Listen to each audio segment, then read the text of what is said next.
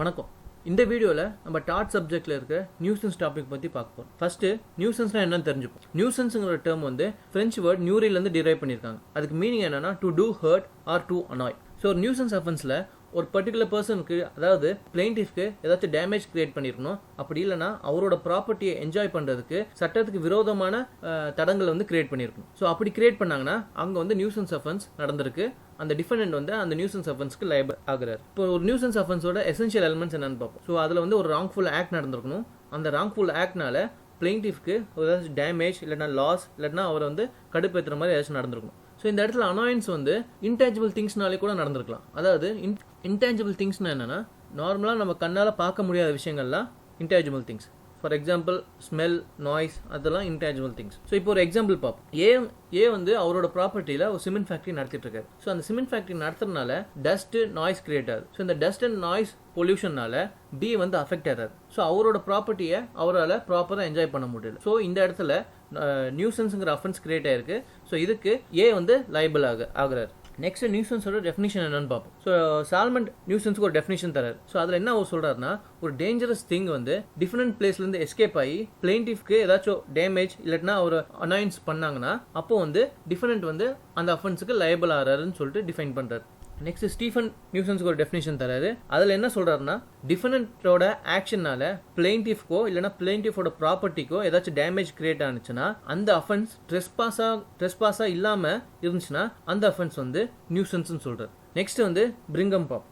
So பிரிங்கம் வந்து நியூசன்ஸ்க்கு ஒரு definition தராரு. அந்த டெஃபினிஷனில் அவர் என்ன சொல்றாருன்னா, பிளைண்டிஃப் அவரோட ப்ராப்பர்ட்டியை என்ஜாய் பண்றதுக்கு டிஃபரெண்ட்னால ஏதாச்சும் சட்ட விரோதமான தடங்கள் ஏதாச்சும் அவர் கிரியேட் பண்ணார்னா அப்போ வந்து நியூசன்ஸ் அஃபென்ஸ் கிரியேட் ஆகுதுன்னு அவர் சொல்றாரு.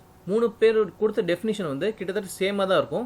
எக்ஸாம் பாயிண்ட் ஆஃப் வியூவில் யார் என்ன சொன்னாங்கன்னு தெளிவாக தெரிஞ்சுக்கணும். ஸோ நெக்ஸ்ட் வந்து நியூசன்ஸ்க்கும் ட்ரெஸ்பாஸ்க்கும் இருக்க டிஃப்ரென்ஸ் என்னன்னு பார்ப்போம். ட்ரெஸ்பாஸில் பார்த்தீங்கன்னா பொசிஷன் ஆஃப் த ப்ராப்பர்ட்டி ரிலேட்டடான அஃபென்ஸ் நடந்திருக்கும். பட் ஆனால் நியூசன்ஸில் பார்த்தீங்கன்னா பொசிஷனுக்கு எந்த டிஸ்பியூட்டும் கிரியேட் ஆயிருக்காது. பட் ஆனால் யார் அந்த ப்ராப்பர்ட்டியில் பொசிஷன் ஆயிருக்காங்களோ அவங்களுக்கு ஏதாச்சும் டேமேஜ் கிரியேட் ஆயிருக்கும், இல்லாட்டினா அவருக்கு ஏதாச்சும் அனாயன்ஸ் கிரியேட் பண்ணியிருப்பாங்க. இப்போ ஒரு எக்ஸாம்பிள் பார்ப்போம்.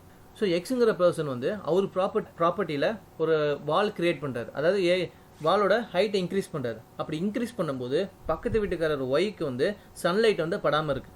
அதாவது அவங்க வீட்டில் அந்த வால் இன்க்ரீஸ் பண்ணனால சன்ரைஸ் வந்து அவங்க வீட்டுக்கு ரீச் ஆக மாட்டேங்குது. ஸோ இதனால ஒய் வந்து அவரோட ப்ராப்பர்ட்டியில் ஒழுங்காக என்ஜாய் பண்ண முடியல. ஸோ இப்போ வந்து எக்ஸ் பர்சன் வந்து நியூசன்ஸ் அஃபென்ஸில் கமிட் ஆயிருக்காரு. ஸோ அந்த ஒய் பர்சனுக்கு அவரோட ரைட்ஸை என்ஜாய் பண்ணுறதுல ஒரு டேமேஜ் கிரியேட் ஆயிருக்கு, இல்லைன்னா ஒரு அனாயன்ஸ் கிரியேட் பண்ணியிருக்காரு எக்ஸ். ஸோ இந்த இடத்துல எக்ஸ் வந்து நியூசன்ஸ் அஃபென்ஸில் லைபிள் ஆகிறார். ஸோ ட்ரெஸ்பாஸில் பார்த்தீங்கன்னா டேமேஜ் கிரியேட் ஆயிருக்கணும்னு அவசியம் கிடையாது. பட் ஆனால் நியூசன்ஸில் ஏதாச்சும் டேமேஜ் கிரியேட் ஆயிருக்கணும், இல்லைன்னா அந்த பிளைண்டிஃபை அனாயன்ஸ் பண்ணியிருக்கணும், அதாவது கடுப்பேற்றிருக்கணும். அப்படி நடந்துச்சுன்னா நியூசன்ஸ் அஃபென்ஸ் நடந்திருக்குன்னு அர்த்தம். பட் ஆனால் ட்ரெஸ்பாஸில் பார்த்தீங்கன்னா எந்த டேமேஜ் நடக்கணும்னு அவசியம் கிடையாது. ஃபார் எக்ஸாம்பிள் எக்ஸுங்கிற பர்சன் வந்து ஒய் வீட்டுக்கு ஜஸ்ட் உள்ள அவர் பர்மிஷன் இல்லாமல் உள்ள வீட்டுக்குள்ளே போயிட்டு வந்தாலுமே ட்ரெஸ்பாஸ் அஃபென்ஸ் கமிட் ஆயிருக்குன்னு அர்த்தம். பட் ஆனால் நியூசன்ஸில் பார்த்தீங்கன்னா அந்த வால் ஹைட் கிரியேட் ஆனனால அந்த நார்மலாக வர சன்ரைஸ் வந்து அவங்க வீட்டுக்கு வரலங்கிற டேமேஜ் வந்து கிரியேட் ஆயிருக்கும் நியூசன்ஸ் அஃபென்ஸில். ஸோ ட்ரெஸ்பாஸில் எப்பவுமே பொசிஷன் ரிலேட்டடான விஷயத்தில் அஃபென்ஸ் நடந்துச்சுன்னா அது ட்ரெஸ்பாஸ். பட் ஆனால் நியூசன்ஸில் பார்த்தீங்கன்னா பொசிஷன் ரிலேட்டடான விஷயத்தில் அஃபென்ஸ் நடக்காது. பட் ஆனால் அந்த பொசிஷன் என்ஜாய் பண்ணுற விஷயத்தில் இல்லைன்னா அந்த பிளைண்டிஃபோட ரைட்ஸ் ரிலேட்டடான ஏதாச்சும் அஃபென்ஸ் கிரியேட் ஆனால் தான் நியூசன்ஸ் அஃபென்ஸ் கமிட் ஆகும். ட்ரெஸ்பாஸில் பார்த்தீங்கன்னா அந்த இன்டர்ஃபியரன்ஸ் வந்து டைரக்டாக இருக்கும். பட் ஆனால் அதுவே நியூசன்ஸில் பார்த்தீங்கன்னா கான்சிக்வென்ஷியல் இன்டர்ஃபியரன்ஸாக இருக்கும். இன்னொரு எக்ஸாம்பிள் இப்போ ஃபார் எக்ஸாம்பிள் இன்னொருத்தரோட லேண்டில் போய் ட்ரீ பிளான்ட் பண்ணீங்கன்னா அது வந்து ட்ரெஸ்பாஸ். இப்போது உங்கள் லேண்டில் தான் நீங்கள் ட்ரீ பிளான்ட் பண்ணியிருக்கீங்க. பட் ஆனால் அதோட பிரான்ச், அதாவது அதோட கிளைகள் வந்து அந்த இன்னொருத்தரோட வீட்டுக்குள்ளே போனுச்சுன்னா அப்போ வந்து அது நியூசன்ஸ்னு சொல்லுவோம். ஸோ நெக்ஸ்ட் வந்து kinds of nuisance. 2 type of nuisance இருக்குது. ஒன்று பப்ளிக் நியூசன்ஸ் இருக்குது, இன்னொன்று வந்து private nuisance. So first public nuisance என்னன்னு பார்ப்போம்.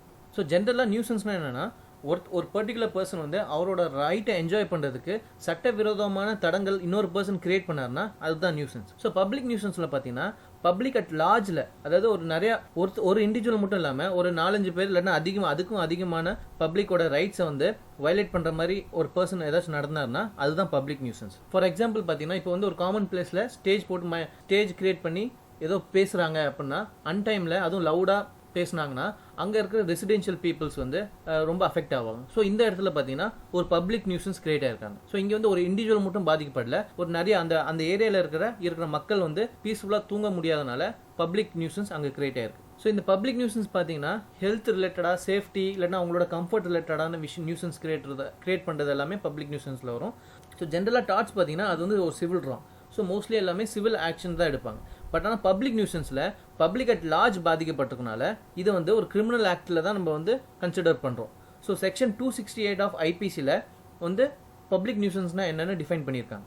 ஸோ ஜென்ரலாக நியூசன்ஸ் வந்து ஒரு சிவில் ஆக்ஷனாக இருக்கனால பப்ளிக் நியூசன்ஸ் கிரிமினல் நம்ம சொல்லியிருக்கோம். ஸோ அதனால ரெஸ் ஜுடிகேட்டா கிரியேட் ஆகிருக்கூடாதனால பப்ளிக் நியூசன்ஸ் ஆன விஷயம் வந்து நீங்கள் வந்து சிவில் ஆக்ஷன்ஸ் எடுக்க முடியாது. ஸோ பப்ளிக் நியூசன்ஸுக்கு கிரிமினல் ஆக்ஷன்ஸ் தான் எடுக்கணும். அந்த கிரிமினல் பப்ளிக் நியூசன்ஸ் வந்து டெஃபினேஷன் வந்து செக்ஷன் 268 ஆஃப் ஐபிசியில் டிஃபைன் பண்ணியிருக்காங்க. ஸோ இதில் பார்த்தீங்கன்னா யார் கேஸ் ஃபைல் பண்ண முடியும் அப்படின்னு பார்த்தீங்கன்னா இப்போ அந்த பப்ளிக் அட் லார்ஜில் அஃபெக்ட் ஆயிருக்காங்களே அதில் ஏதாச்சும் ஒரு இண்டிவிஜுவல் வந்து அதில் அஃபெக்ட் ஆயிருந்தா அவர் வந்து அந்த கேஸ் ஃபைல் பண்ணுறதுக்கு அவருக்கு ரைட்ஸ் இருக்கு. ஸோ பப்ளிக் நியூசன்ஸோட எக்ஸாம்பிள்ஸ் பார்ப்போம். So Malton board of health versus Malton manure co என்ன சொல்லியிருக்காங்கன்னா ஒரு அஃபென்சிவ் ஸ்மெல் கிரியேட் ஒரு பப்ளிக் பிளேஸில் ஒரு அஃபென்சிவ் ஸ்மெல் கிரியேட் பண்ணுற மாதிரி ஏதாச்சும் ஒரு ட்ரேட் நடந்துச்சுன்னா அது வந்து பப்ளிக் நியூசன்ஸ்னு இந்த கேஸில் சொல்கிறாங்க. நெக்ஸ்ட் பார்த்தீங்கன்னா லாம்ப்டன் வர்சஸ் மெலிஷ் அந்த கேஸில் என்ன சொல்கிறாங்கன்னா ஒரு இன்டாலரபிள் நாய்ஸ் வந்து ஒரு பப்ளிக் பிளேஸில் வந்து கிரியேட் பண்ணாங்கன்னா அதுவுமே பப்ளிக் நியூசன்ஸ்னு சொல்கிறாங்க. அட்டார்னி ஜெனரல் வர்சஸ் ஹார்ன்பி கேஸில் என்ன சொல்கிறாங்கன்னா பப்ளிக்கு அசுத்தமான தண்ணி சப்ளை பண்ணுறதுமே ஒரு விதமான பப்ளிக் நியூசன்ஸ் தான் சொல்லிட்டு அந்த கேஸில் டிசைட் பண்ணுறாங்க. நெக்ஸ்ட் வந்து சொலாட்டூ வர்சஸ் டி ஹெல்த் கேஸில் என்னன்னு பார்த்தீங்கன்னா பிளைன்டிஃப் வந்து ரோமன் கேத்தலிக் சாப்பிள் பக்கத்தில் தங்கிட்டு இருக்காரு. ஸோ அந்த ரோமன் கேத்தலிக் சேப்பலில் என்ன நடக்குதுன்னு பார்த்தீங்கன்னா ஹார்க்கு பெல் அடிச்சுக்கிட்டே இருக்காங்க. ஸோ காலையிலையும் சரி நைட்டும் அடிச்சுக்கிட்டே இருக்காங்க.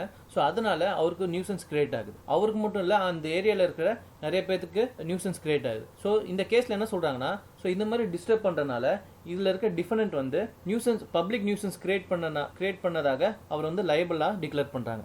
ஸோ பப்ளிக் நியூசன்ஸில் பார்த்தீங்கன்னா ஜென்ரலாக பப்ளிக் அட் லார்ஜ் வந்து அதிகமாக ஒரு ஆக்ஷன்னால பாதிக்கப்பட்டிருப்பாங்க. அவங்களோட ரைட்ஸை வந்து ஒழுங்கு ப்ராப்பராக விதமான என்ஜாய் பண்ண முடியாமல் இருந்துச்சுன்னா அது எல்லாமே பப்ளிக் நியூசன்ஸ். ஸோ இப்போ பிரைவேட் நியூசன்ஸ்னா என்னன்னு பார்ப்போம். ஸோ பப்ளிக் நியூசன்ஸில் பப்ளிக் அட் லார்ஜ் அதாவது மோர் தென் ஒன் பர்சன் வந்து ஒரு ஆக்ஷன்னால அஃபெக்ட் ஆனாங்கன்னா அது வந்து பப்ளிக் நியூசன்ஸ்.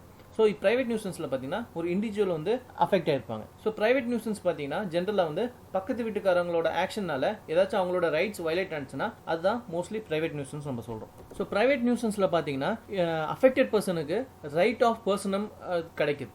ரைட் ஆஃப் பர்சனம்னா என்னன்னா ரைட் அகெயின்ஸ்ட் இண்டிவிஜுவல் அர்த்தம். ஸோ இதே மாதிரி ரைட் இன் ரெம்னு இருக்கு. ரைட் இன் ரெம்னா right against the world. Right of பர்சனம்னா ரைட் அகெயின்ஸ்ட் பர்டிகுலர் இண்டிவிஜுவல்னு அர்த்தம். ஸோ இப்போ ஒரு எக்ஸாம்பிள் பார்ப்போம். ஸோ உங்கள் பக்கத்து வீட்டுக்காரர் வந்து நைட் டைமில் மியூசிக்கை லவுடாக வச்சு கேட்டுட்ருக்காரு. ஸோ அதனால அவங்க தூக்கம் டிஸ்டர்ப் ஆனிச்சுன்னா அங்கே வந்து அவர் நியூசன்ஸ் கிரியேட் பண்ணியிருக்காரு. ஸோ அப்போ வந்து அந்த பர்டிகுலர் பர்சன் வந்து ப்ரைவேட் நியூசன்ஸுக்கு கீழே லைபிள் ஆகிறார். ஸோ ப்ரைவேட் நியூசன்ஸில் எப்படி ரெமெடி வாங்க முடியும்னா ஏதாச்சும் டேமேஜ் கிரியேட் ஆனிச்சுன்னா அதுக்கு காம்பன்சேஷன் வாங்க முடியும். அப்படி இல்லைனா ஒரு விஷயம் வந்து அந்த விஷயத்தினால உங்களுக்கு ஒரு நியூசன்ஸ் கிரியேட் ஆகுதுன்னா அந்த விஷயம் வந்து பண்ணக்கூடாதுங்கிறதுக்கு ஒரு இன்ஜெக்ஷன் வாங்க முடியும். இல்லைன்னா ரெண்டுமே வாங்குறதுக்கு வாய்ப்பு இருக்கு. ஸோ ஏற்கனவே எக்ஸாம்பிள் வந்து பக்கத்து வீட்டுக்காரரு மியூசிக் லவுடா வச்சு கேட்கறதுனால உங்களோட தூக்கம் கெட்டு போகுதுன்னா அப்போ வந்து அதுக்கு ஒரு இன்ஜெக்ஷன் வாங்க முடியும். ஸோ அப்படி இன்ஜெக்ஷன் வாங்கும்போது அந்த டைம்ல அவர் இனிமேட்டு மியூசிக் வந்து லவுடா ப்ளே பண்ண முடியாதுன்னு ஒரு இன்ஜெக்ஷன் கோர்ட் வந்து கொடுப்பாங்க. ஸோ இதுதான் பிரைவேட் நியூசன்ஸ்ல இருக்கிற ரெமெடிஸ் கேட்க முடியும். ஸோ கைண்ட்ஸ் ஆஃப் பிரைவேட் நியூசன்ஸ்னா என்னன்னு பார்ப்போம். ஸோ அதில் ரெண்டு கைண்ட் இருக்கு. ஒன்று ப்ராப்பர்ட்டிக்கு டேமேஜ் கிரியேட் ஆயிருக்கணும், அப்படி இல்லைனா ஃபிசிக்கல் டிஸ்கம்ஃபர்ட் கிரியேட் ஆயிருக்கணும். அதாவது அந்த பிளைன்டிஃப் வந்து அவரோட ரைட்ஸை ப்ராப்பராக என்ஜாய் பண்ண முடியாமல் ஏதாச்சும் நியூசன்ஸ் கிரியேட் ஆனிச்சுன்னா அதுதான் ஃபிசிக்கல் டிஸ்கம்ஃபர்ட். இல்லாட்டா அந்த ப்ராப்பர்ட்டிக்கு ஏதாச்சும் டேமேஜ் கிரியேட் ஆனிச்சுன்னா அதுதான் டேமேஜ் டு ப்ராப்பர்ட்டி. சரி, நெக்ஸ்ட் வந்து ராம்ராஜ் சிங் வர்சஸ் பாபுலால் அந்த கேஸ்ல என்ன சொல்றாங்கன்னா டிஃபரெண்ட்னால பிளைன்டிஃப்க்கு டேமேஜ் கிரியேட் ஆயிருக்கு. ஸோ டிஃபரெண்ட் என்ன பண்றாருன்னா அவர் வந்து ஒரு பிரிக்ஸ் பவுடரிங் மில் வந்து நடத்திட்டு வர்றாரு. ஸோ அந்த மில்லுனால ஒரு நிறைய டஸ்ட் கிரியேட் ஆகி அது வந்து பிளைன்டிஃப் பிளேஸுக்கு வருது. இதில் பிளைன்டிஃப் என்னன்னு பார்த்தீங்கன்னா ஒரு டாக்டர் கன்சல்டேஷன். ஸோ அந்த டஸ்ட்னால அந்த டாக்டருக்கும் அவரோட பேஷண்ட்ஸுக்கும் நிறைய பாதிப்பு ஏற்பட்டுருக்கு. ஸோ பிளைன்டிஃப் வந்து அந்த டஸ்ட் வந்து அந்த மில்லேருந்து அவர் பிளேஸ்க்கு வந்து அதனால ஆன டேமேஜை ப்ரூவ் பண்றாரு. ஸோ அப்படி ப்ரூவ் பண்ணனால கோர்ட் என்ன டிசைட் பண்றாங்கன்னா இந்த நியூசன்ஸ்னால அவருக்கு பிளைன்டிஃப்க்கு நிறைய டேமேஜ் கிரியேட் ஆயிருக்கு. ஸோ அதனால டிஃபெண்டன்ட் வந்து இந்த நியூசன்ஸ் அஃபென்ஸ்ல லயபிள்ங்கிறது இந்த கேஸ்ல முடிவு பண்றாங்க. ஸோ நெக்ஸ்ட் வந்து சென்ட் ஹெலன்ஸ் மெல்டிங் கோ வர்சஸ் டிப்பிங் கேஸை பற்றி பார்ப்போம். இதில் டிஃபரெண்ட் வந்து ஒரு மேனுஃபேக்சரிங் ஒர்க் பண்ணிட்டு இருக்காரு. ஸோ அந்த மேனுஃபேக்சரிங் ஒர்க் பண்ணனால சில தீப்பொறிகள் வந்து அவர் பிளேஸ்லேருந்து வெளியே பிளைன்டிஃப் பிளேஸ்க்கு வந்து அவரோட பிளைன்டிஃபோட மரத்தை கொஞ்சம் டேமேஜ் பண்ணிருக்கு. ஸோ அதனால கோர்ட் என்ன டிசைட் பண்ணாங்கன்னா அந்த டிஃபரெண்டோட மேனுஃபேக்சரிங்னால தான் அந்த தீப்பொறிகள் வந்து பிளைன்டிஃபோட மரத்தெல்லாம் டேமேஜ் பண்ணியிருக்கனால டிஃபரெண்ட்டை வந்து லயபிள்னு சொல்லிட்டு இந்த கேஸில் டிசைட் பண்ணுறாங்க. ஸோ நெக்ஸ்ட் வந்து தில்வாரன் limited versus Westminster city council கேஸில் என்ன சொல்கிறாங்கன்னா ரெஸ்பாண்டன்ட் வந்து ஹைவேல ஒரு மரம் நடுறாரு. ஸோ அந்த மரத்தினால அங்கே சைடில் இருந்த பில்டிங்ஸ் வந்து கிராக் ஆகி கொஞ்சம் டேமேஜ் ஆயிருக்கு. ஸோ அதனால இந்த கேஸில் என்ன சொல்றாங்கன்னா, ரெஸ்பாண்டன்ட் வந்து நியூசன்ஸ் கிரியேட் பண்ணனால இந்த விஷயத்தில் அவர் வந்து லைபிள். ஸோ அதுக்கு கிரியேட் பண்ண டேமேஜுக்கு அவர் வந்து காம்பன்சேஷன் பே பண்ணணும்னு சொல்லிட்டு இந்த கேஸில் அவர் டிசைட் பண்ணுறாங்க. ஸோ இந்த நியூசன்ஸ் அஃபென்ஸ்க்கு சில டிஃபென்ஸ் இருக்கு. ஸோ அந்த டிஃபென்ஸ் என்னன்னு பார்த்தீங்கன்னா, பிரிஸ்கிரிப்ஷன் அப்புறம் வந்து ஸ்டாச்சுட்டரி அத்தாரிட்டி. ஃபர்ஸ்ட் வந்து பிரிஸ்கிரிப்ஷன் என்னன்னு தெரிஞ்சுப்போம். பிரிஸ்கிரிப்ஷன் என்னன்னா, ஒரு பர்டிகுலர் பர்சனோட முன்னோர்கள் வந்து ஒரு ப்ராப்பர்ட்டியோட பொசிஷன் வந்து அவங்ககிட்ட ரொம்ப நாளா இருக்கு, சட்டப்படி அவங்ககிட்ட ரொம்ப நாளா இருக்குன்னா அந்த ப்ராப்பர்ட்டி ஓனர்ஷிப் வந்து அவருக்கே டிரான்ஸ்ஃபர் பண்ணி கொடுக்கறது தான் பிரிஸ்கிரிப்ஷன் மீனிங். ஸோ இந்த பிரிஸ்கிரிப்ஷன் கான்செப்டை நியூசன்ஸ் அஃபென்ஸ் கூட ரிலேட் பண்றாங்க. அது எப்படி ரிலேட் பண்றாங்கன்னா, ஃபார் எக்ஸாம்பிள் ஒரு பர்டிகுலர் நியூசன்ஸ் வந்து ஒரு லாங் பீரியடுக்கு கண்டினியூஸா எந்த ஒரு இன்டரப்ஷனும் இல்லாம நடந்துட்டு இருந்துச்சுன்னா அது அப்போ வந்து அந்த நியூசன்ஸுக்கு இந்த பிரிஸ்கிரிப்ஷன் கான்செப்ட் மூலமா டிஃபென்ஸ் எடுத்துக்கலாம் அப்படின்னு சொல்றாங்க. ஸோ இந்த பிரிஸ்கிரிப்ஷன் கான்செப்ட் எப்போ வந்து அலோவ் பண்ணுவாங்கன்னா, அந்த நியூசன்ஸ் வித்தவுட் எனி இன்டரப்ஷன் நடந்திருக்கும்னு நான் சொல்லியிருந்தேன். ஸோ அது வந்து எத்தனை வருஷத்துக்குன்னு பார்த்தீங்கன்னா 20 வருஷத்துக்கு ஒரு நியூசன்ஸை கண்டினியூஸா அந்த ரீஜன்ல இருக்க பப்ளிக்ஸ் வந்து எந்த ஒரு இன்டர்ஃபியரன்ஸ் இல்லைன்னா எந்த ஒரு அப்ஜெக்ஷனும் தராம இருந்தது 20 வருஷம் அதை அப்படியே ஃபாலோ பண்ணிட்டு இருந்தாங்கன்னா, அதுக்கப்புறமா 21வது வருஷம் வந்து யாராச்சும் பர்டிகுலர் பர்சன் வந்து அந்த நியூசன்ஸுக்கு கேஸ் ஃபைல் பண்ணாங்கன்னா அந்த டைம்ல டிஃபெண்டன்ட் வந்து என்ன ஒரு டிஃபென்ஸ் எடுக்கலாம்னா, 20 வருஷமா இந்த லொகேஷன்ல இந்த விஷயம் இந்த ஆக்ஷன் நாங்கள் பண்ணிட்டு இருக்கோம். ஸோ அதனால டிஃபென்ஸ் மூலியமா அவங்க வந்து அந்த லைபிள்ல இருந்து தப்பிச்சுக்க முடியும். ஸோ இந்த பிரிஸ்கிரிப்ஷன் கான்செப்ட் வந்து எந்த ஆக்ட்ல சொல்லியிருக்காங்க பார்த்தீங்கன்னா, லிமிடேஷன் ஆக்ட்ல செக்ஷன் 26ல டிஃபைன் பண்ணியிருக்காங்க. அது மட்டும் இல்லாமல் ஈஸ்ட்மெண்ட் ஆக்ட்லயும் செக்ஷன் 15ல அதை பத்தி டிஃபைன் பண்ணியிருக்காங்க. நெக்ஸ்ட் வந்து ஸ்டாச்சுட்டரி அத்தாரிட்டி. ஸோ இது ஸ்டாச்சுட்டரி அத்தாரிட்டி என்னன்னா, சட்டப்பூர்வமான அதிகாரம் கொடுக்கறதுன்னு அர்த்தம். ஸோ ஒரு பப்ளிக் ஆஃபீஸர் வந்து அவரோட அஃபிஷியல் ஃபங்க்ஷன் பண்ணும்போது ஏதாச்சும் ஒரு நியூசன்ஸ் கிரியேட் ஆனிச்சுன்னா அவர் என்ன டிஃபென்ஸ் எடுக்கலாம்னா, என்னோட அஃபிஷியல் கெப்பாசிட்டியில தான் நான் இந்த விஷயம் பண்ணேன், இந்த பர்டிகுலர் லா தான் வந்து எனக்கு வந்து இந்த ஆக்ஷனை பண்ண சொன்னாங்கன்னு சொல்லிட்டு ஒரு டிஃபென்ஸ் எடுக்கலாம். இந்த ஸ்டாச்சுட்டரி அத்தாரிட்டியில் பார்த்தீங்கன்னா அந்த ஃபங்க்ஷன் வந்து அப்சல்யூட்லியா இருக்கலாம், இல்லைன்னா கண்டிஷனலாக இருக்கலாம். சப்போஸ் ஃபார் எக்ஸாம்பிள் சில ஆக்ட்ஸ்ல வந்து இந்த ஆக்ஷன் பண்ணும்போது ஏதாச்சும் ஒரு நியூசன்ஸ் கிரியேட் ஆனிச்சுன்னா அதுக்கு நீங்க இவ்வளவு காம்பன்சேஷன் கொடுக்கணும் அப்படின்னு சொல்லியிருந்தாங்கன்னா அது கண்டிஷனல். சில ஆக்ட்ல வந்து எந்த ஒரு கண்டிஷனும் சொல்லியிருக்க மாட்டாங்க, இந்த ஆக்ஷன் பண்ணலாம், இதனால ஏதாச்சும் டேமேஜ் வந்துச்சுன்னா அது வந்து கவர்மெண்ட் பார்த்துக்கும், இல்லைன்னா இது வந்து உங்களோட அஃபிஷியல் கெப்பாசிட்டி, நீங்க லைபிள் இல்லை அப்படிங்கிறது அந்த ஆக்ட்லேயே சொல்லியிருப்பாங்க. ஸோ இப்போ ஒரு எக்ஸாம்பிள் பார்ப்போம். வேகன் வர்சஸ் ஸ்டாஃப் ரிலே கேஸ்ல பார்த்தீங்கன்னா டிஃபெண்டன்ஸ் வந்து லோகோமோட்டிவ் லைன்ஸ் வந்து எஸ்டாப்ளிஷ் பண்றாங்க, அதாவது ரயில்வே ட்ராக் போடுறாங்க. ஸோ அதனால பிளெயின்டிஃப்க்கு டேமேஜ் கிரியேட் ஆகுது. அவர் வந்து அவங்களுக்கு அகெயின்ஸ்டா கேஸ் ஃபைல் பண்றாங்க. பட் ஆனால் கோர்ட் என்ன டிசைட் பண்றாங்கன்னா, அவங்களுக்கு அந்த ஸ்டாச்சுட்டரி அத்தாரிட்டி மூலியமா அது பண்ணனால பிளெயின்டிஃப் வந்து டிஃபெண்டன்ட்டை இந்த நியூசன்ஸ் மூலியமா லைபிள் ஆக்க முடியாது அப்படின்னு டிசைட் பண்ணிட்டாங்க. ஸோ ஏன்னா இந்த ஸ்டாச்சுட்டரி அத்தாரிட்டி மூலியமா அவங்க வந்து அந்த ஃபங்க்ஷனை பண்ண முடியும்னு கோர்ட்டை டிசைட் பண்ணிட்டாங்க. ஸோ சில எக்ஸெப்ஷன் டு டிஃபென்ஸ் என்னன்னு பார்ப்போம். ஸோ எக்ஸெப்ஷன் டு டிஃபென்ஸ்னா என்ன மாதிரி டிஃபென்ஸ்லாம் டிஃபெண்டன்ட் வந்து எடுக்க முடியாதுங்கிற விஷயத்த சொல்லியிருக்காங்க. அது என்னன்னா, ஃபார் எக்ஸாம்பிள் இந்த பிளேஸ்ல நான் முன்னாடில இருந்து இந்த ஒரு ஆக்ஷன் நான் பண்ணிட்டு இருக்கேன், பிளெயின்டிஃப் இப்பதான் வந்தாரு, ஸோ அதனால அவரு தான் இடத்த மாத்தி வீடை மாத்தி வேற எங்கேயாச்சும் போகணும்னு சொல்லிட்டு டிஃபெண்டன்ட் வந்து எப்பயுமே ஒரு ஸ்டாண்ட் எடுக்க முடியாது. நெக்ஸ்ட் என்ன டிஃபென்ஸ் எடுக்க முடியாதுன்னா, ஒரு ஆக்ஷன் பண்ணனால ஒரு நியூசன்ஸ் கிரியேட் ஆகுதுன்னா நான் இந்த ஆக்ஷன் பண்ணும்போது நிறைய ப்ரிகாஷன் நான் எடுத்துக்கிட்டேன், இருந்தாலும் இந்த அஃபென்ஸ் நடந்திருக்கு, ஸோ அதனால நான் லைபிள் இல்லை, ஏன்னா நான் ப்ராப்பர் ப்ரிகாஷன் ஸ்டெப்ஸ் எடுத்திருக்கேன் அப்படிங்கிற டிஃபென்ஸ் வந்து டிஃபெண்டன்ட் எடுக்க முடியாது.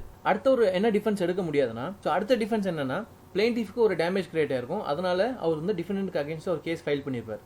ஸோ அந்த டைம்ல டிஃபெண்டன்ட் வந்து இந்த டேமேஜ் வந்து வெறும் என்னால மட்டும் கிரியேட் ஆகல, இன்னொரு தேர்ட் பர்சனாலையும் கிரியேட் ஆயிருக்கு அப்படிங்கிற டிஃபென்ஸ் வந்து டிஃபெண்டன்ட் வந்து எடுக்க முடியாது. ஸோ அவரால் கிரியேட் ஆன டேமேஜஸ்க்கு அவர் கண்டிப்பா லைபிள் ஆக தான் முடியும். ஸோ அடுத்த ஒரு டிஃபென்ஸ் என்ன எடுக்க முடியாதுன்னா, இந்த ஒரு ஆக்ஷனால ஒரு பிளெயின்டிஃப்க்கு டேமேஜ் கிரியேட் ஆயிருக்கும், இல்லைன்னா நியூசன்ஸ் வந்து அஃபெக்ட் ஆயிருக்கும். பட் ஆனால் அந்த டிஃபெண்டன்ட் வந்து இந்த ஆக்ஷனால மீதி இருக்க மக்களுக்குலாம் நிறைய பெனிஃபிட் ஆகுது, ஸோ அதனால தான் நான் இந்த ஆக்ஷன் பண்றேன் அப்படின்னு சொல்லி டிஃபென்ஸ் எடுக்க முடியாது. ஸோ ஒரு பர்டிகுலர் இண்டிவிஜுவலுக்கு ஒரு ஆக்ஷனால நியூசன்ஸ் அவரோட ரைட் வயலேட் ஆகுதுன்னா அப்போ வந்து அந்த டிஃபெண்டன்ட் வந்து அந்த ஆக்ஷனுக்கு லைபிள் தான். ஸோ இந்த வீடியோ மூலியமா நியூசன்ஸ் கான்செப்ட் வந்து உங்களுக்கு புரிஞ்சிருக்கும்னு நம்புறேன். தேங்க்யூ.